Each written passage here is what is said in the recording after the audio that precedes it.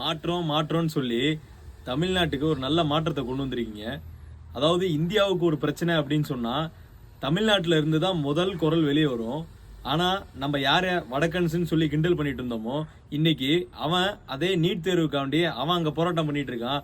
ஆனா தமிழ்நாட்டில இருந்து வாய்ஸ் அவுட் பண்ணணும் அப்படின்றதுக்காண்டி ஒரு இனிஷியேட்டிவ் எடுக்காம இருக்கீங்க. தமிழ்நாட்டில் போராட்டம் பண்ற இளைஞர்களையும் நீங்க அடக்குமுறையை கையாண்டு அவங்கள அடக்கி அவங்கள அரெஸ்ட் பண்ற விதம் சரியில்லாம, மாணவர்களை எந்த மாதிரியான அரெஸ்ட் பண்ணணும் அப்படின்ற ஒரு கண்டிஷன் கூட இல்லாம எல்லாத்தையுமே ரொம்ப அடக்குமுறையா அவங்களை கைது பண்ணி உள்ள போட்டுட்டு இருக்கீங்க. உங்களுக்கு ஆதரவு கொடுத்த காங்கிரஸ் தலைவர் நேத்து கைதாகி இன்னைக்கு காலையில டெல்லி பார்லிமெண்ட்டுக்கு போயிட்டாரு.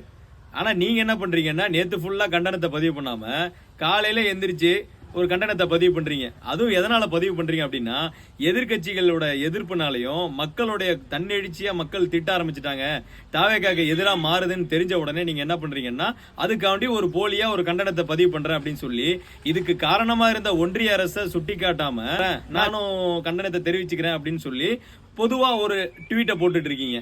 கடந்த 10 வருஷமா திராவிட முன்னேற்ற கழக அரசு நீட்டுக்கு எதிராக போராடிட்டு இருக்காங்க. அவங்க ஆரம்பிச்ச அந்த போராட்டத்தின் வெளிப்பாடு தான் இன்னைக்கு காக்ரோச் ஜனதா பார்ட்டி டெல்லி ஜந்தர் மந்தர்ல போராடிட்டு இருக்காங்க.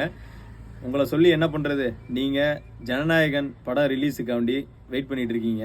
ரிலீஸுக்காண்டி தயார் நிலையில உங்க ரசிகர் மன்றங்கள், உங்க அமைச்சர்கள், உங்க எம்எல்ஏக்கள் பிஸியா இருக்காங்க. நீட்டுக்கு ஆதரவாவோ இளைஞர்களுக்கு ஆதரவாவோ ஏதாவது பேசுவீங்க அப்படின்னு பார்த்தா நீங்க என்ன பண்ணிட்டு இருக்கீங்க, முன்னாள் முதலமைச்சர் தொடங்கி வச்ச காலை உணவு திட்டத்துக்கு காமராஜர் காலை உணவு திட்டம்னு சொல்லி பேர் மாற்றம் பண்ணிட்டு இருக்கீங்க. இந்தியா முழுவதும் நீட்டுக்கு எதிராக போராட்டம் பண்ணிட்டு இருக்காங்க. ஆனா தமிழ்நாட்டில் மட்டும்தான் ஒரு சில கூட்டங்கள் ஜனநாயகன் படம் ரிலீஸுக்காண்டி காத்துக்கிட்டு இருக்காங்க.